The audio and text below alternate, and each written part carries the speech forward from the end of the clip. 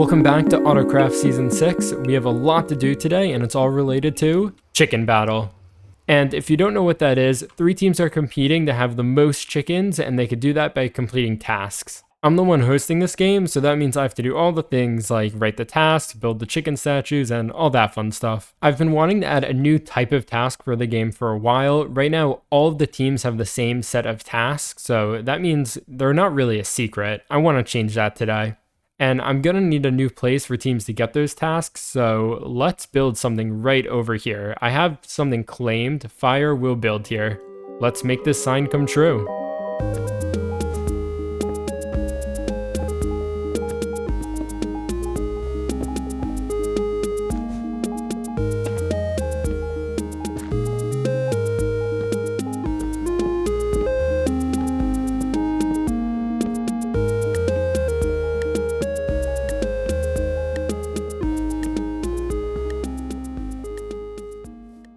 So this is the task house complete, or the task shop. You might notice it's not really themed around Chicken Battle. I did build this and just ended up making it for Chicken Battle.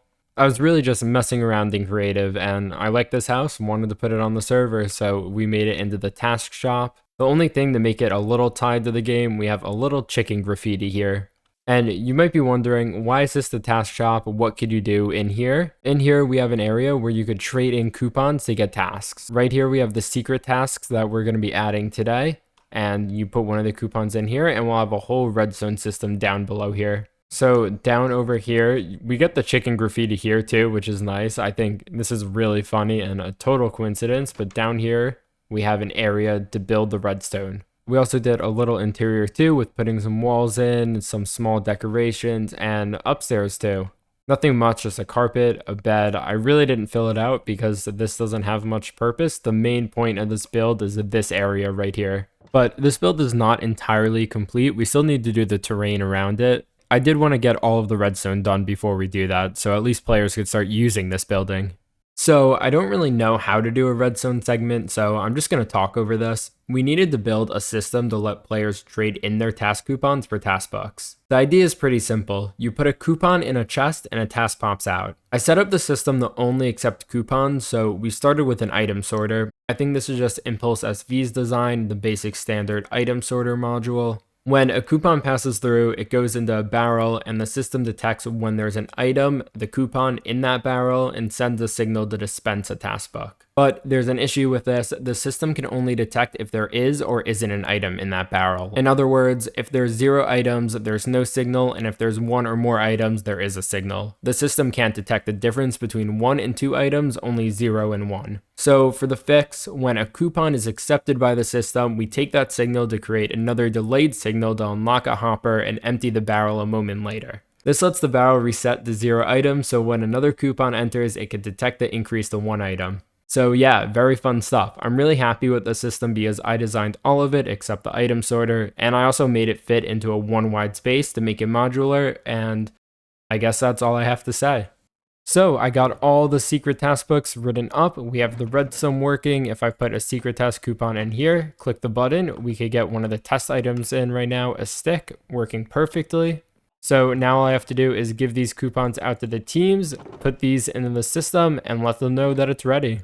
But right before I do that, I did put a little secret right here, a new wild token for anyone that's snooping around the build. We did the interior, so here's a little reward for anyone that wants it. I actually decided to make the wild tokens more of a game, so I left this book and a wild token at each one of the team's chicken statues. It says, "I lost some of my wild tokens, please help me find them. Here's one so you know what they look like. I really need the wild token, so I'll trade you your team's tokens if you return them."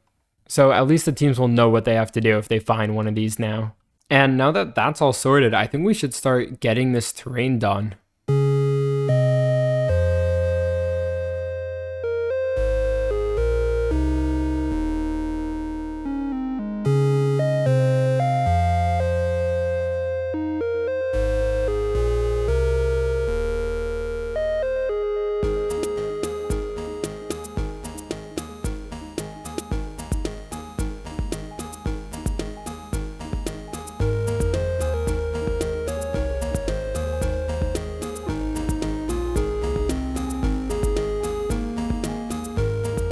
The terrain for this build really makes it and ties everything together, I think. This is my first time really using these firefly bushes, and I really love them in this setting. When we're down on this level, you can only see the top of it, and it just creates these little yellow patches throughout the grass fields. And if we come up the path, you could see we have short grass on pretty much every single block, and I like how it looks a lot.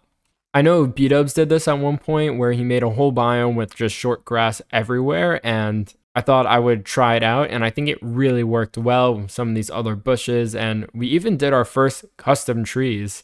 I rarely do custom trees because I really struggle at it. These ones are pretty simple, and I think they turned out pretty well. We might change them at some point.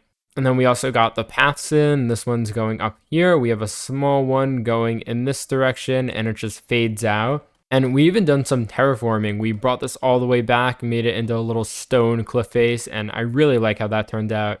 We also connected the path from this way all the way up here, really getting a path system laid out for this spawn area. And that's about it for the terraforming. It's not the craziest terraforming, but I think nice touches like this really look nice, and it really changes this whole area. But yeah, it's been a few days since we actually did the terraforming, and in between then, we have some secret task coupons that have been turned in. So the system's working, 4 people turn them in, and some of the tasks have been taken. This used to be pretty much all filled up. So I'm really looking forward to when people start completing these. It's going to add a little chaos to the server. And speaking of completed tasks, CRINK finished one of his, and he wants us to check it out. Oh, look who's here. Knock, knock, knock. Hello, knock, hello. knock, knock, knock, knock, knock, knock, knock, knock, knock. Hi. Hi. My tea party's done. Are you inviting me? I mean, if you want to come, there's not a chair for me or you. Oh, it's bring your own chair? Could you grab one for me too, by chance? Yeah, but you won't have armrests. That's okay. All right, if you just follow me down here, we got a new building set up over here. Oh, wow. Oh, that looks awesome. Thank you, thank you. Stage 1, the sign's looking great. Welcome to the very first stage in CRINK'S Studios. Ignore the tenants underneath. We're trying to figure out why they're there. Just ignore that. If you hear any monsters down there, I was going to say, I heard something. I was just going to ignore it, but... CRINK ended up giving us a full tour of this stage, and I would definitely recommend checking it out. I'll put the link in the description. What he's doing this season with his studio base is really just so awesome. And this first soundstage really came out great. Now, back to the tea party. And then finally, the last thing is the tea party set. Oh, wow. See, I went for a cave here because they're hostile mobs. They're not just going to get together in just like outside or in a house or something like that. It makes sense. They're going to want to be in a darker space. So we went for a cave here, and then right over here is where like we have like the huge teapot. So this is currently turning into boiling water so we can, turn into tea. Yeah, all 3 guys are in here. You don't see this glass. This is imaginary glass. What glass? It's not there. Exactly. Exactly. I wonder what they talk about at these tea parties. Well, they're talking. You can hear them talking. We speak a different language, so we don't understand what they're saying. Right. Now we get to join. But I don't have tea for us. I don't have cups. It's okay. They're hostile mobs. Their tea is probably pretty gross. Probably. So does this work? Does this meet your expectations for a tea party? This definitely meets my expectations. Yes. Awesome. Awesome. Totally did not spend the last 4 days, and not actually 4 days, but the past 2 weeks designing this build and everything just to make it work. But I'm glad it meets your expectations. So how do you want to do this? I know sometimes you like to go to the chicken statues for the tokens, or you want to do that here. What's your call? You can go to the chicken statue. Oh, you love it over there. Alrighty, task 1. Let me just make sure. I think I did everything good here, so I will just hand this over to you. Let's check this one off. I know there's a lot of bonus tokens, so definitely made a tea party. It's in your base. There's 3 mobs, a base reward, 1 token. Category 1, you did the creeper for an extra 1. You did the blaze for an extra, I think we bumped that up to +3, right? And then the Vex we changed out for the guy with the waving hands. What's it called? Evoker. We changed the Vex for the evoker, and that's +1 still, right? So that's 1, 1, 2, 3, 1. And 6. Because you incorporated it into your base so well, you get an extra 1. Let's go. Let's go. Because you totally could have just put it in your starter base. You have space. You could have put it at a table and just squeezed it in there, but you made it into this whole thing, and it's really cool, so you deserve the reward. Let's go. Thank you very much, Fire. How many did you get from that total? 6? 7. 7. That's huge. Yeah, it is. That's a Yes, full it chicken, is. basically. That's Yes, 2 it seeds. is. Yes, it is. I'm happy that task got done. That was the one I first made. It's task number 1, and I was like, okay, this game could be promising. That's a really cool one. I had so much fun, and I really appreciate that task. It was actually like it was so cool. Good job. Thank you, thank you. So now what?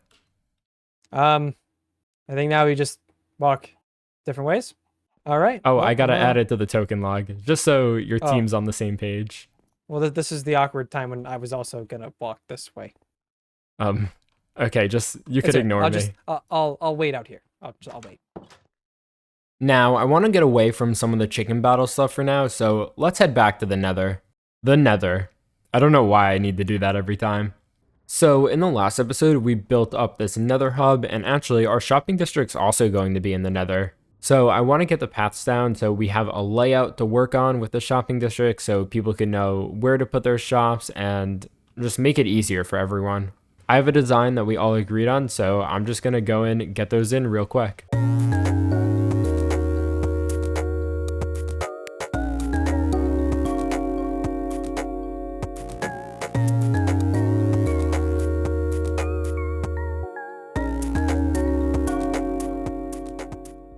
Now we have the paths in for the shopping district. If you come up here, this is actually the spawn point of the world. So it's nice that we have this looking a little nicer where you come down here, you could go down to the path to the overworld or up to the Nether hub tunnels. Let's just do a quick walk along this path. So this way goes this way. The path is just all these dark gray blocks, the basalt, the smooth deep slate, the cobble deep slate, smooth basalt, just a mix of basalt and deep slate and different variants.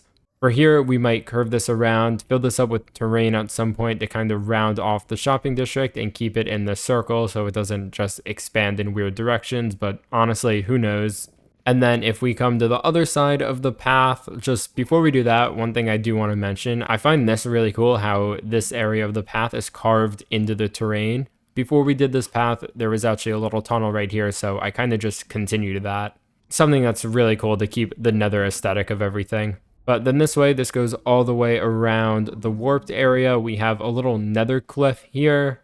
We made sure to plant some trees back, and then you come up here and there could be shops going this way, who knows? Actually, there's not a lot of room here, but people could do whatever they want.